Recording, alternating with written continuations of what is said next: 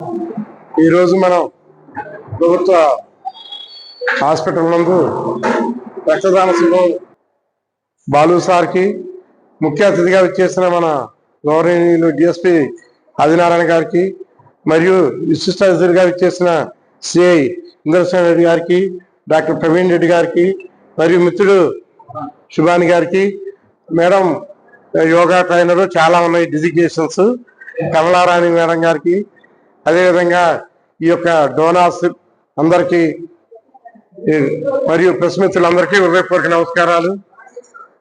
రక్తం అనేది మనకి బయట మార్కెట్లో దొరికేది కాదు. ఎవరైనా బ్లడ్ ఇస్తేనే ఆ వ్యక్తికి అవసరం, అది కూడా సమయానుకూలంగా ఇస్తేనే ఆ అవసరార్థులు జీవించే అవకాశం ఉంది. కాబట్టి మనం రక్తం అందక చాలా మంది చనిపోతున్నారు. మరి లేరా అంటే ఉన్నారు, కానీ అవగాహన లేకపోవడం అన్న కావచ్చు, లేదా దానిపైన సరైన అవగాహన, కొంతమంది అవగాహన నుండి కూడా ఇవ్వరు, కొంతమందికి ఏమో అవగాహన లేక. ఏదేమైనా మన ఇంట్లో మన కుటుంబానికి అవసరం వచ్చినప్పుడు మాత్రం ఎక్కడిస్తారు ఆలోచిస్తున్నాం తప్ప, మరి అప్పుడు ఎవరు ఇస్తారు? మనం ఉన్నప్పుడు మనం ఎటువంటి అవసరం ఉన్నప్పుడు మనం ఇవ్వకపోతే మనకు అవసరమైనప్పుడు ఎవరు ఇస్తారు? కాబట్టి ప్రతి ఒక్కళ్ళు ఆలోచించాలి. రక్తం అనేది ఎదుటి వాళ్ళ ప్రాణాలు కాపాడుతుంది. మరి మనం ఇస్తూ ఏమైనా నష్టపోతున్నాం అంటే మనం ఏమి నష్టపోవట్లేదు కదా.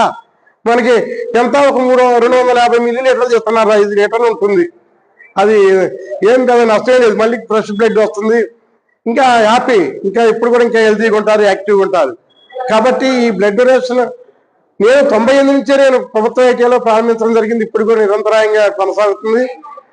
కాబట్టి రక్తదానం చేసే ప్రతి ఒక్కరు కూడా ప్రాణదాతరే. ఈ రక్తం ఇవ్వటం వల్ల ఎదుటి వ్యక్తి జీవించుంటాడు కాబట్టి ఆ తల్లి అనుకుంటుంది, నా కొడుక్కి రక్తం ఇచ్చి బతికించిన ఆ రక్తదాత ఎవరో కానీ ఆ తల్లి కొడుకు చల్లగుండాలయ్యా అంటది, ఎప్పుడు మనల్ని జీవిస్తుంటది.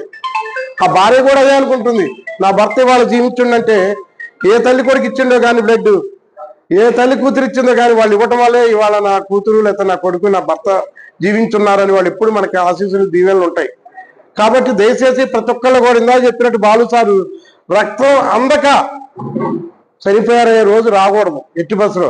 కాబట్టి ప్రతి ఒక్కళ్ళు ఎక్కడ రక్తం అవసరం అయితే ఆ బజార్లోనే దొరుకుతారు, కానీ హైదరాబాద్ పోయి ఇక్కడ ఇవ్వాల్సి వస్తుంటుంది. ఎంత గవర్నమెంట్ అది, లేకపోతే భద్రాచలం పోయి ఇక్కడ ఇవ్వాల్సి వస్తుంటుంది. ఎందుకంటే ఆ కుటుంబాలు లేరా, ఆ బజార్లో లేరా, ఆ గ్రూప్ వాళ్ళు. కాబట్టి ప్రతి ఒక్కళ్ళు రక్తదానం యొక్క ఆవశ్యకత తెలుసుకొని ఎదుటి వాళ్ళకి ఇచ్చి వాళ్ళ ప్రాణాలు కావాలి. అదేవిధంగా దీన్ని విస్తృత ప్రచారం చేసి రక్తదాతలను తయారు చేయాలని కోరుకుంటూ ఈ కార్యక్రమానికి కర్త క్రియ అయిన బాలు సార్కి మనందరం తరఫున శుభాశీస్సులు తెలియజేస్తూ మీ ద్వారా ఈ లక్షలాది మందికి ఇంకా అవగాహన కల్పిస్తూ బాధ్యత వహించేటట్టుగా రక్తదాతలు తయారు చేయాలని కోరుకుంటూ మీకు శుభాశీస్సులు. Thank you.